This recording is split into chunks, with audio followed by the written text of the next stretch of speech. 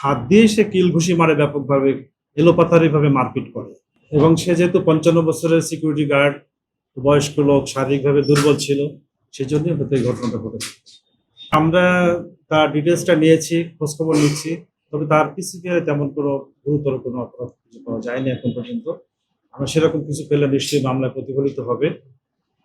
এবং মামলাটা যেহেতু একটা হত্যার ঘটনা, জনগুরুত্ব বিবেচনা করে আমরা মামলাটা আসলে অধিগ্রহণ করে নিয়ে এসেছি এবং তাৎক্ষণিক ব্যবস্থা গ্রহণ করেছি।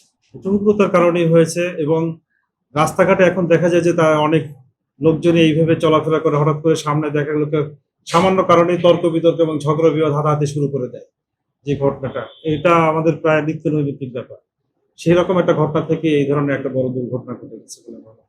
আমার খুব অল্প সময়ের মধ্যে ঘটেছে। সে এরকম কোনো ভূমিকা রাখেনি বা এরকম ঘটনা তাৎক্ষণিকভাবেই সে রাস্তায় লুটিয়ে পড়ে। না না না, যাত্রী মানে রিক্সা চালক তাৎক্ষণিকভাবে গাড়ি কাটে, লোকজন আসে, ঠিক আছে, সেই কারণেই তাকে আমাদের খুঁজে পেতে আমাদের সময় লেগেছে।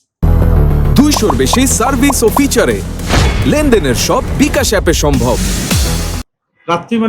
যাত্রী ভূমিকা রাখেনি মানে যাত্রী মারামারি ঠেকানোর জন্য খুব বড় ভূমিকা রাখে।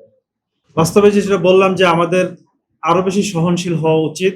এবং গরমের কারণে, বিভিন্ন কারণে আমাদের অনেক সময় দুপুরবেলা অনেক সময় মানুষের মন মেজাজ খারাপ থাকে। সেটাও আমাদের ধৈর্যের সাথে প্রত্যেকটা নাগরিকের উচিত হলে পারিপার্শ্বিক পরিস্থিতিগুলো ট্যাকেল করা উচিত, ধৈর্যের সাথে আচরণ করা উচিত, সহনশীল হওয়া উচিত।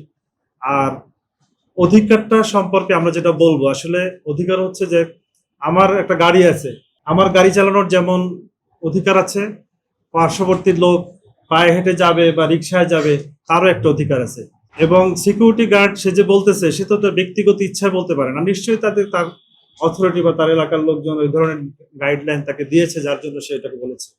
তো এই বিষয়গুলো, পারস্পরিক বিষয়গুলো সকলের মাথায় রাখা উচিত এবং সহন সব হওয়া উচিত। হ্যাঁ, ওইটা ওখানে তারা মৌখিকভাবে নিষেধ দিয়ে রাখছে যে ওই এলাকার ভিতরে অটো রিক্সা বা এই ধরনের রিক্সাগুলো যেন না।